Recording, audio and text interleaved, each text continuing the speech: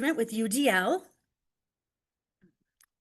I'm Mary Bellavance, and I'll be your presenter this morning, and Wilson Onu is joining me as facilitator and our tech guru in managing the chat box and questions that people have. And when I share links, or when we want to share some links with you to access, Wilson will be dropping them in the chat box. I'll be using a slideshow this morning, and at the end of the session, I will be taking out a few slides. I have some duplicate slides in right now just for the flow of the presentation, but I'll be changing it up a little bit, and then I'll be emailing a PDF version of the slideshow to all of our contact people. So I think there were 28 registrants that I've already been in touch with via email. And so if you're from a district and you're joining, that person, the contact person, will receive my follow-up email with the PDF of the presentation, and they can forward it to those in attendance from their schools or districts. So you will be, just want to make sure you know, you will be getting the PDF slideshow. I'm going to skip over to this slide. Just a little bit about myself. I know some people in the room today, which is wonderful to see familiar faces, and a lot of new folks that I'm looking forward to engaging with. I just joined the Moose team with Maine Department of Ed, and Wilson and I are on the Moose team together, and we're supporting educators from all around the state, developing Moose modules, which I'll show you the website in a few minutes. We work with teachers to develop interdisciplinary, project-based modules, and we implement the principles of UDL, Universal Design for Learning. Those are the three main components that need to be in every module. And so this morning we'll be digging into some of that language around Universal Design for Learning, and then specifically working with the engagement principle this morning, which I think is a really fun one. So we'll be keeping you as engaged as possible throughout our session. Our session runs until 11:30. We'll take a short break midway through for everybody, but just want to say this up front. Please get up, move around, stretch, get drinks, go to the bathroom, do what you need to do, take care of your needs. You're a professional, because this is a long time to just be sitting. So do what you need to do, and then we will all take, when Wilson and I, we'll know when it's time for everyone to have a short break. So now I'm going to go back to, whoops, how do I go? No, I'm going in the wrong direction. Use the left arrow. Left arrow. Okay. Thank you. Nope. Yes. There we go. Okay, now I'm going to go back to the agenda.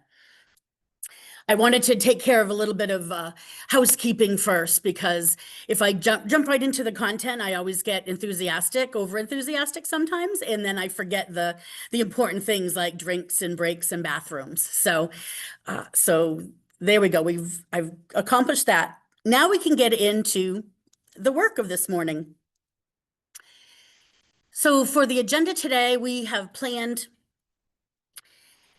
the welcome, and you can see on your screen, you should be able to see full screen, presenter and facilitator, which we just talked about, session logistics. Be sharing a little bit more about the Moose project in just a minute. Our learning goals. We have a large group activity and some small group activities today, so we will be using the breakout room.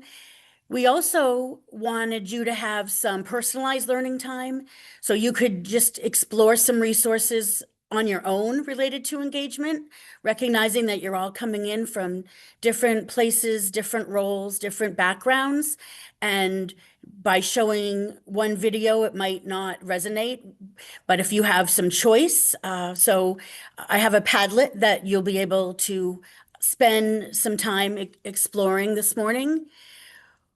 We'll use the actual UDL guidelines from CAST, and that will help us look for the considerations around engagement and when we look at lessons. And then the application to your practice piece, whether you brought an existing lesson or we have some posted, will have you actually look at a lesson through the lens of the engagement principle of universal design for learning and see what you already recognize as engagement strategies and think about ways that you might be able to modify or to add and enrich your engagement in that particular lesson. If you have questions or please drop them in the chat. I can't see them, but Wilson is on it. So if I'm not clear or you have a clarifying question, just drop it in the chat.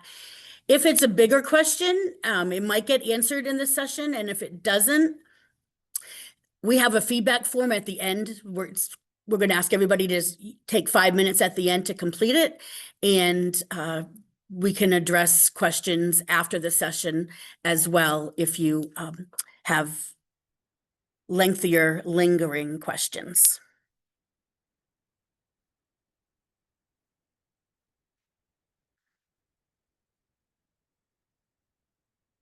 That sounds good. Can you give us a thumbs up?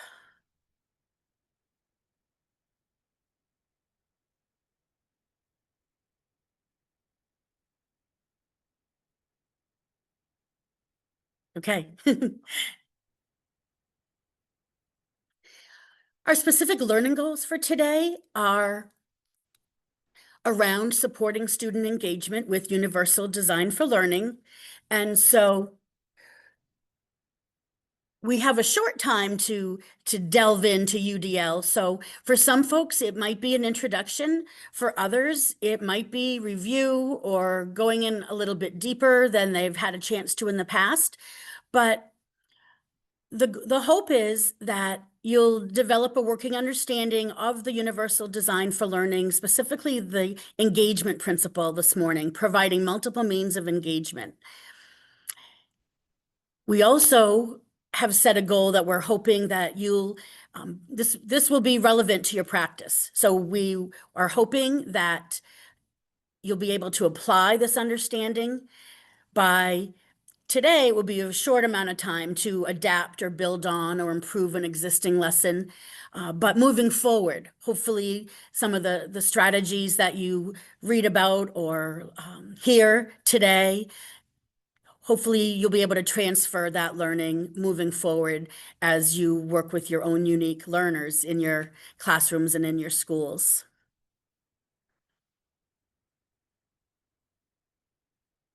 Already introduced myself. Okay.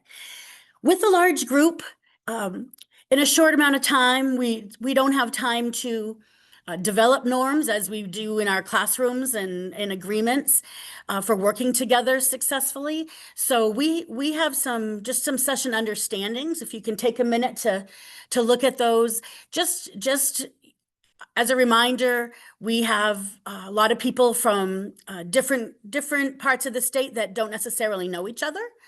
And so be as present as possible. If you're able to, would love to see your faces and your,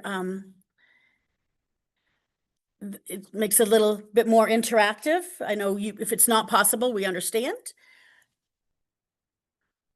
And then one of the first activities we're going to do is sharing our own learning stories. And so just a reminder about confidentiality, that if you hear a story in your group or in a breakout room, the stories stay there and the learnings leave with you.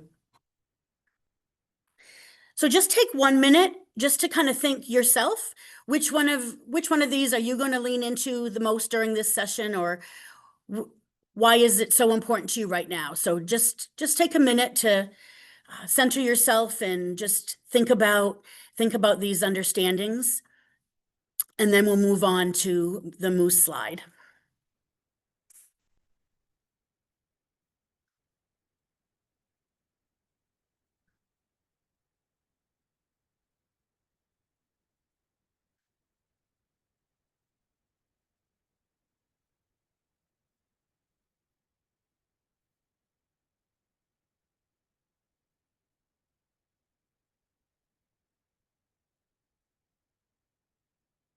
Okay.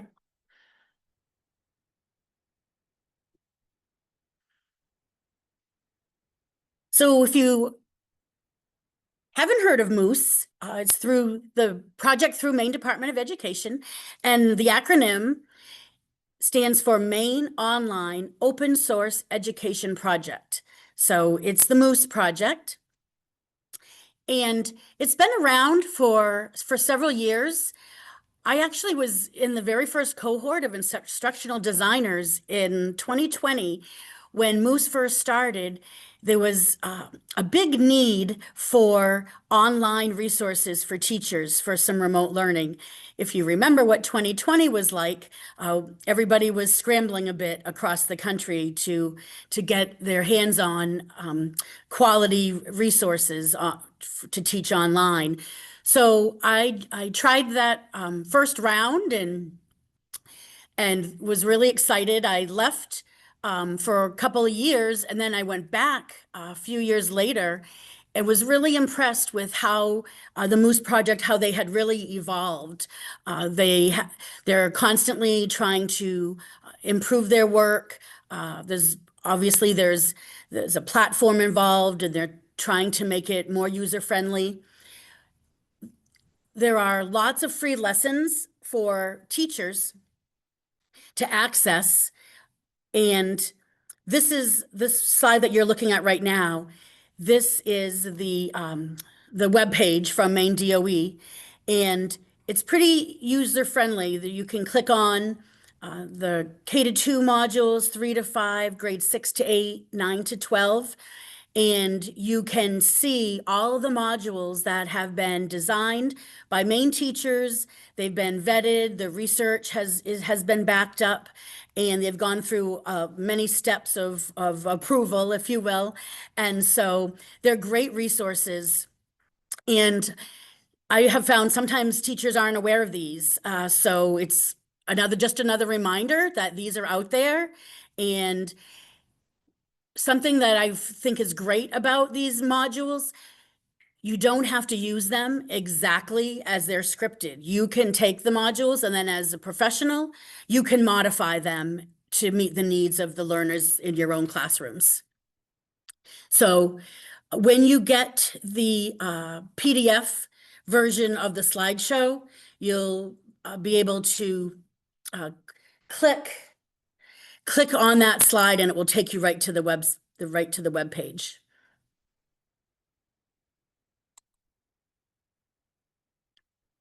Any questions? Or I mentioned earlier the three major pieces that we think about when we're designing.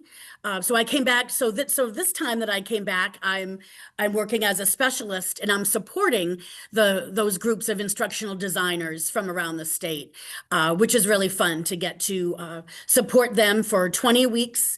For designing new modules. So by the end of January, early February, we'll have another set of modules. I'm working with a group. Wilson's working with another group of educators, and our colleague Brittany is working with a third group for this round, developing new modules. Does anybody have any questions about that? Do you see any questions, Wilson? We're good. All right. Universal Design for Learning is a framework, and the framework you'll see or hear the word CAST, the CAST UDL framework. And so just to give you a little background, CAST stands for the Center for Applied Special Technology. And they've developed the UDL framework, or Universal Design for Learning. Moving forward, I'll probably a lot of times just say UDL now that we've established the baseline there for what it is. And the framework is designed to optimize teaching and learning for all of our individuals, all of our students, by addressing learner variability and providing flexible learning environments. It's thinking about removing the barriers and how do we set up our classroom spaces, our environments, and also our learning activities where there's an entry point for all students, regardless of their background, their skill level. And we're going to get into the framework in just a few minutes where you'll have a chance to review it and start thinking about it. I have a couple of slides just with a little bit more information around UDL, which you'll receive these slides later today. So as I mentioned, thinking about learner variability, we know no person, no student, no adult is the same, right? We all come with wide backgrounds and learning experiences. And so variability is the rule, not the exception. So when we think of designing lessons with the UDL framework in mind, learner variability is really important to consider. You still want to have firm goals. You still want to have those standards and those expectations in place, but you'll have flexible means by which they will reach those goals. And so the pathway for reaching the goals will look a little bit different depending on the students. But the end goal would still be the same. And then something else that we think about within UDL is the learner agency piece. We want our learners to be active learners in their learning process. We don't want them to just sit and get all the time. We want them to be active and having some agency, taking some responsibility over their learning, and sometimes offering some choice.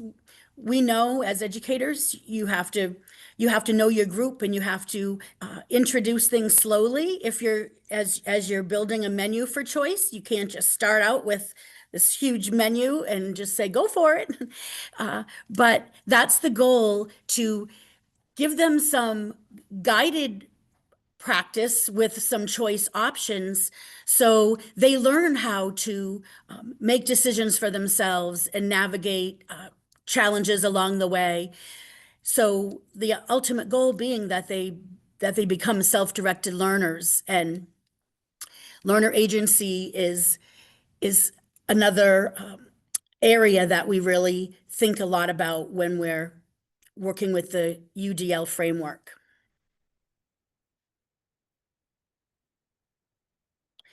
To go a little deeper, the learner agency piece, thinking about using an asset-based mindset. So instead of thinking of my group of students and thinking of like, well, I'm not sure they can do this, or they don't know this. And so it's really a shift, a paradigm shift, and shift in our thinking. What are they coming to us with that they can do? What are those skills or successes that they already have developed, and we build from there. So taking them where they're at, making sure that there's an entry place for all of our students, and moving through the learning progression. The three principles are designing multiple means of engagement, which is what we're specifically going to explore this morning, designing multiple means of representation, and designing multiple means of action and expression. And just another slide or two, we'll go a little bit further with what those actually mean. So in the call out box on the slide, I like this last sentence. When environments are intentionally designed to reduce barriers, every learner can engage in rigorous, meaningful learning. Any, any questions? Okay. This is just another visual, another way to think about the principles around universal design for learning. The engagement piece being the why, and that surfaced in some of your responses to your own meaningful learning experiences. Why are we learning this? So the more relevancy that is connected to a task that we're asking our students to do, the more connection they're going to be able to make with it, bring their background experience, and hopefully sometimes they just need some buy-in. And so having conversations, I know especially with middle school and high school students, the why is crucial, that they can see the connection to real life, like beyond high school, that you'll need this math skill to balance your budget, and helping them see those connections if they don't see them on their own. Representation is getting into the what. So we won't spend a lot of time on that today, but we're thinking about what is the perception? Are we supporting opportunities to customize the display of information, right? Different learners will be able to access information in different ways. And so making sure that we have a variety of opportunities for the what of learning. Language and symbols is another aspect of representation, making sure that we're clear with vocabulary and symbols and language structures, especially students that are learning English. Sometimes we use idioms and expressions sometimes, and it doesn't make sense to students. And so just thinking about that, and thinking of different ways that we can represent the information so all students in our classes have access to the learning. Also thinking about just addressing biases in the use of language and symbols that we use. And then the how. So the action expression is the how. So we've got the why are we learning it? What do we have to learn? And then how do we learn it? How can we express what we've learned? So that getting into that, that assessment piece, and how are we able to give our students a variety of ways to express their learned knowledge?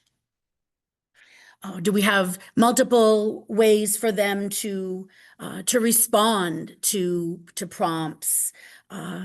Even incorporating movement could be something that would fit in with expression, communication for sure. Using multiple tools for constructing assignments, whether it's handwritten or something typed, or using some visual methods, artwork, some programs on computers, although I know that's the balance, right? Making sure that it's not all on the computer. So really working on that, thinking about how much time they have, because given choice, they probably will pick. They'll probably pick the app. So we as educators want to be thoughtful in having multiple ways that they could express their learning. And setting goals, right? It's really important for us to set goals as teachers, but then to include our students as part of that goal setting. So those are some of the ideas that I think about when I think of engagement, representation, action, and expression. The next slide is the actual framework, and this is what you're going to be getting a copy of today. It's the actual framework that breaks, sort of breaks it down. You have the three principles at the top: engagement, representation, and action and expression. And then those are called the principles. And if you can see the slide, I have that highlighted at the top. Those are your three principles of the UDL framework. The next section are called the guidelines. So they're in bold. And a design option for welcoming interests and identities falls under engagement. That's one of the guidelines for engagement. And then really getting into that how, what are the considerations? What are some specific things that we can plan for and do that will foster that type of engagement that we're looking for? So if I'm going to go back to this top box, welcoming interests and identities. There are four considerations: optimize choice and autonomy, optimize relevance, value, and authenticity, nurture joy and play, address biases, threats, and distractions. So those are some of the considerations that we want to pay attention to when we're designing our lessons and thinking through the lens of engagement. Now, I want you to have a chance to actually look at this yourself. So Wilson will be sharing a link to a PDF of this document. So if you're the contact person for your group, you might need to email it to the folks in the room if they're not logged in. But we're going to use this guideline graphic organizer for the rest of the session today. So once you get the graphic organizer, we want you to take 5 minutes on your own just to review the chart itself. Look it over. You might be really familiar with it. It might be the very first time you're seeing it. If it's the very first time you're seeing it, you might want to just stick with the engagement column today, because that's what we'll be specifically exploring today. If you're more familiar with the framework and you want to check out one of the other areas, it's totally up to you. So we're going to give you 5 minutes on your own to review, scan. It'll be quick, but just a scan of the graphic organizer. Then we'll come back together and we're going to ask you to share in your room or in a breakout room something that you noticed about the guidelines, something that you're wondering about the guidelines and the framework. Doesn't need to be answered right now, but it gives you cause to think and wonder. Something that looking at the UDL framework reminded you of. So things that you're already doing. I know there are a lot of these things are already in place. And so what resonated with you? So that will be after, but we just wanted to make sure you knew what the prompts were ahead of time. And so now we will keep the screen up. Chance to get up and move around a bit. Just want to redirect you to an earlier slide, just so you can kind of see where we're at with our time and our agenda. So we're headed into the personalized learning component, which is always one of my favorites.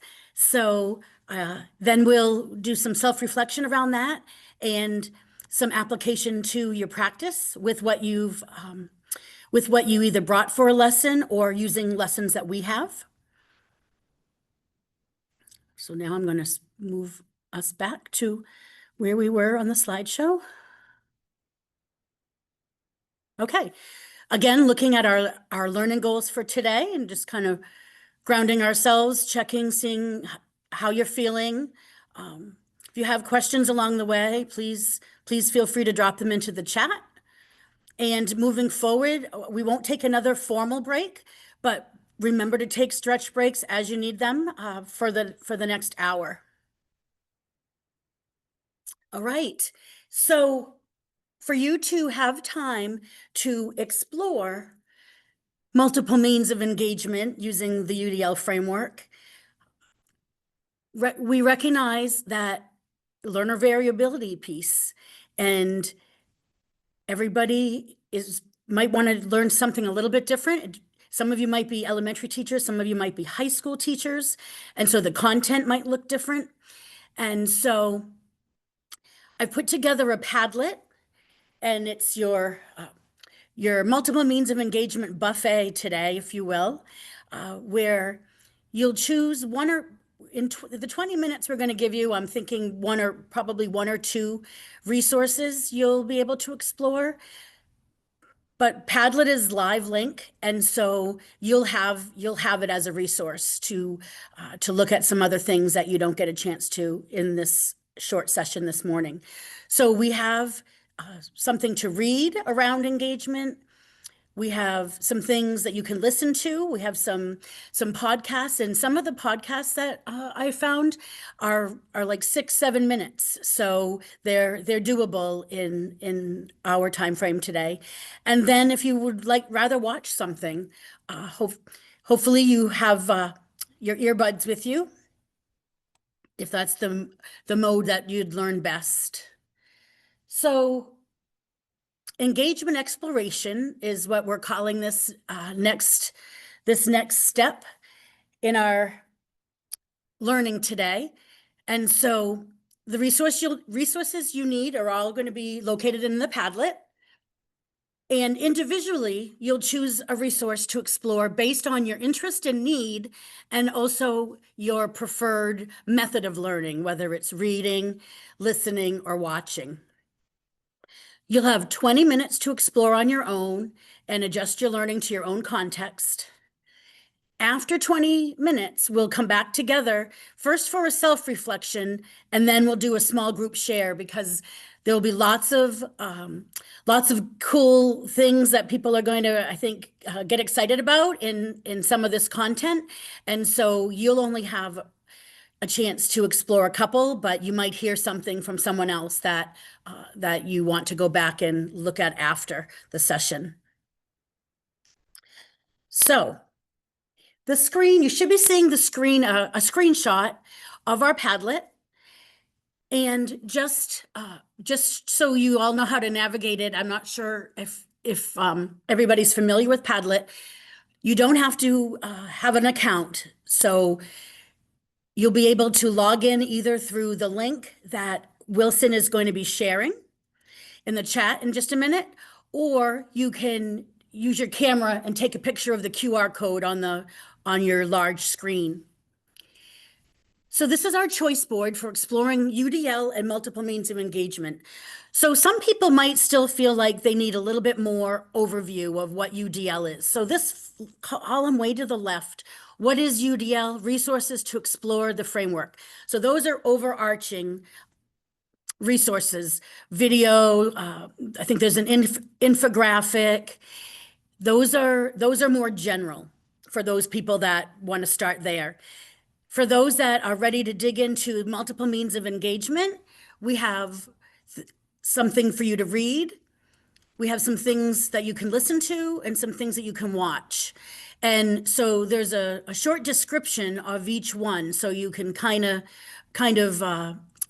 base it on your own need and interest for the particular group that you work with, and what would suit you best. We want it to be meaningful time for you. So some of the resources I have pulled from some of the leaders in the field around UDL. So John Spencer has a video, a short video that does a really nice job, like talking about the origin of UDL and how it came to be.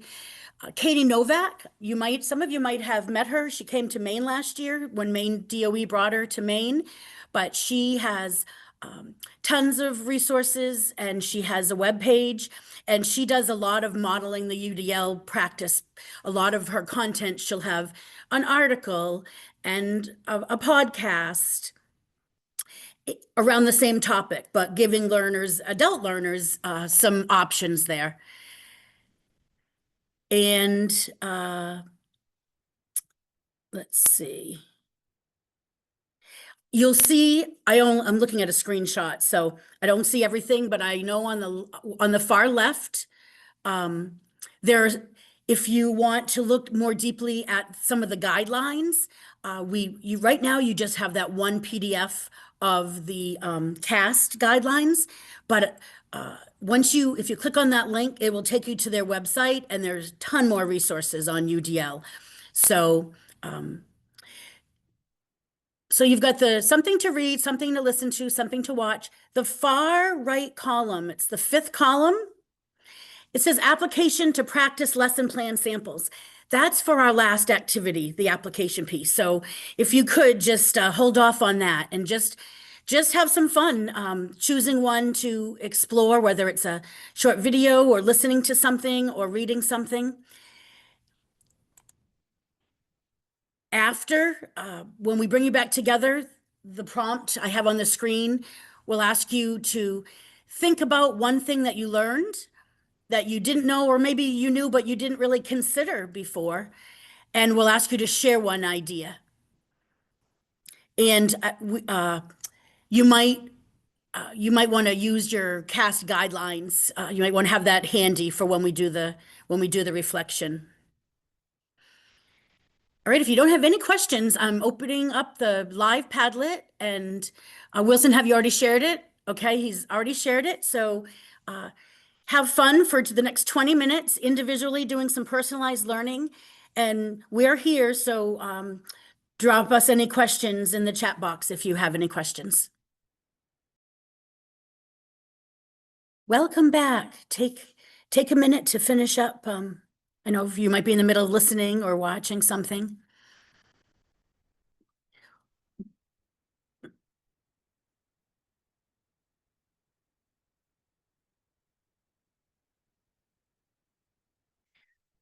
We're going to take the next 3 minutes for individual reflection.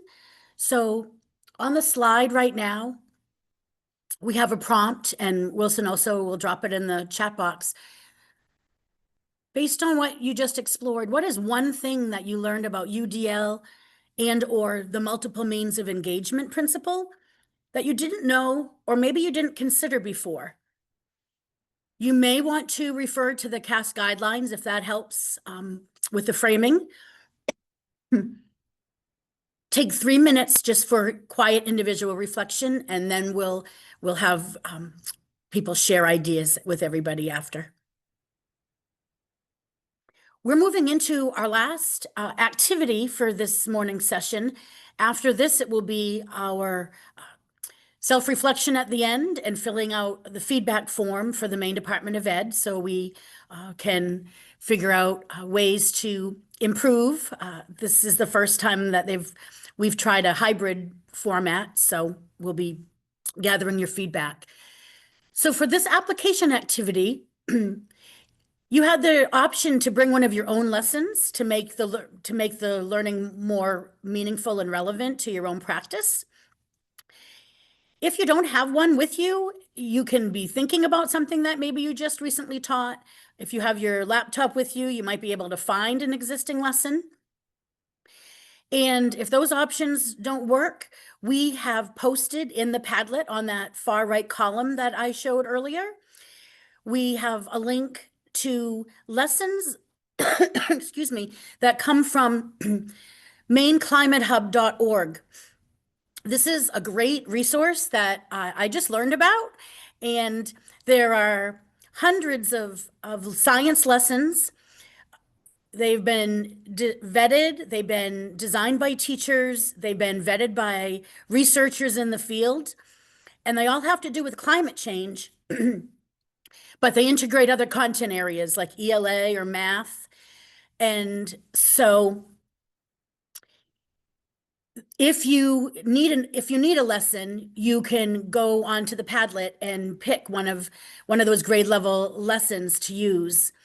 So the application, what the task is in this activity, once you've picked the lesson that you're going to review and modify today, you'll have 20 minutes to think through the lens of our engagement principle, and how might you adapt or build upon or improve an existing lesson that might add to or enrich multiple means of engagement for your learners. If you have a hard copy there, you can annotate and mark up your lesson plan. Otherwise, you can just take notes somewhere else so you can reference them later.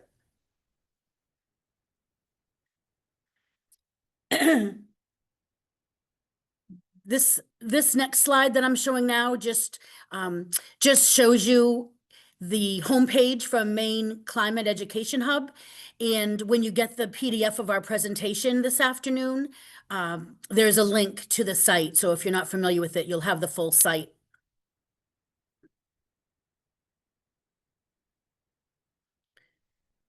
Are there any questions about diving into using an existing lesson to review and think about the engagement component?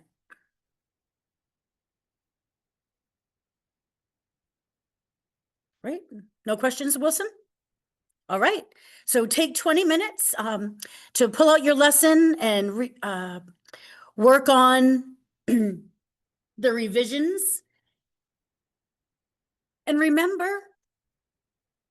you don't have to have every single element of engagement in one lesson. But just thinking overall, are there natural ways that you might be able to increase and to think about how you can incorporate additional elements of engagement to your lessons. I was thinking as you were all working, remember just to start small. You don't have to take every component of your lesson and add an engagement piece. Like start slow. Maybe you start with one piece. Maybe you start with your direct instruction, like your mini lesson, or another part of your lesson. Start slow, and you'll know as you start in trying different activities where they might fit best. So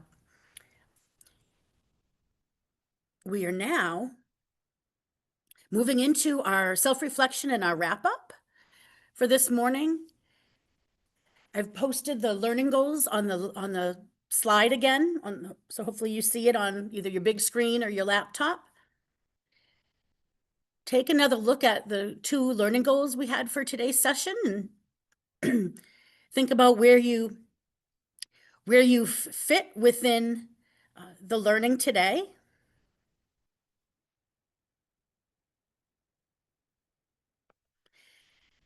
And this is just an individual optimistic closure with sentence starter. You don't have to share these in your groups, but you might want to jot down your ideas. So if we want to include all students in our learning experiences by design, we need to modify some of our practices.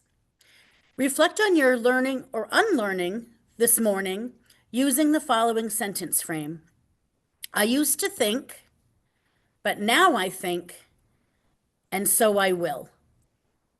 That's just something for you to think about on your own.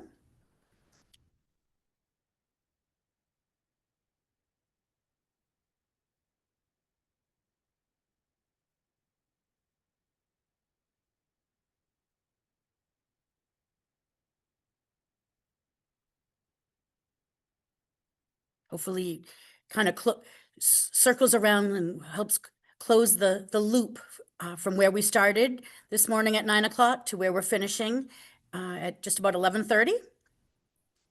I'm going to give another announcement. Well, first, Wilson and I want to thank you so much for participating in our session. It's a little challenging to see how it's going in the small groups and when we're not in person, but you have been very engaged in what we have talked about this morning. So thank you so much, and please reach out after if you have follow-up questions, if you want some support. The site for today's conference is linked on this slide, the engagement webpage, and also the Moose site if you want to find out more about the work that Wilson and I are doing with educators.